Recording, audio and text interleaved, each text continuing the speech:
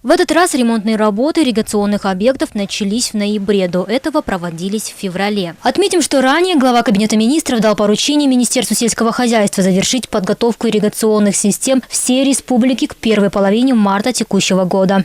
Президенттин тапшырмасыменен ирригацияга 1 миллиард сомду финансы министрлиги булактарын таап бүтүрдү. Ирригационный период 2021 года преподал нам урок, который мы хорошо усвоили. 100 миллионов сомов было выделено на ремонт ирригационных систем. Отныне подготовка к летнему периоду будет начинаться зимой. Сегодня уже наглядно видно, что все поручения по улучшению ирригационных сетей и подготовке к поливному сезону выполняются. Ремонтные работы на магистральном канале Йоганнес-Дорф были начаты еще в ноябре 2021 года.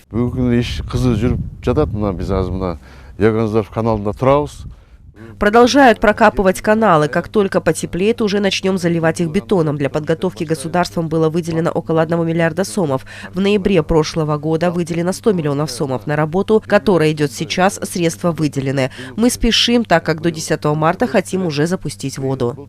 Акылбек Джапаров в рамках рабочей поездки в Таласскую область ознакомился с проведением очистных и ремонтных работ на магистральном канале Йоганнес-Дорф в селе Кумарык Таласского района. Председатель Кабинета министров отметил, что подготовка к весенне-полевым работам должна быть своевременной. Все сельхозработы должны завершаться в срок. Подготовка к зиме должна начинаться летом, а к весне – осенью. Такая практика должна стать обязательной. Недопустимо решать проблемы по мере их возникновения. Работа должна вестись заранее, с учетом всех рисков, сказал в ходе проверки Джапаров. Отметим, что в прошлом году весь поливной сезон наблюдалось в маловодье. Ситуацию ухудшали и каналы, состояние которых оставляло желать лучшего. Например, в этом строящемся канале потеря воды составляла 50%, рассказывает Алмазбек Сукеев. После полного завершения работы вода будет поступать уже в своем 100% объеме. Сейчас работа по улучшению и очистке каналов, БДРов и БСРов идет по всей республике. После проблем с потерей воды не будет.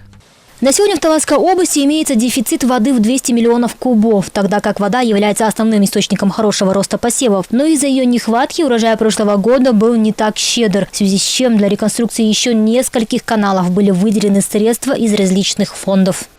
В прошлом году, как и вся республика, мы ощущали нехватки поливной воды. И в связи с этим нам были поручения от президента Кыргызской республики, от Садыра Нургоджоевича, от председателя Кабинета министров Акылбека Исенбековича.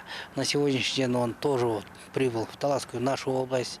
Сам же провел обход именно по исполнению данного поручения. Нами в этом году были выделены из областного фонда развития, районного фонда развития, а также от Бакуат фонда средства в объеме 47 миллионов сомов для улучшения, для реконструкции 7 каналов.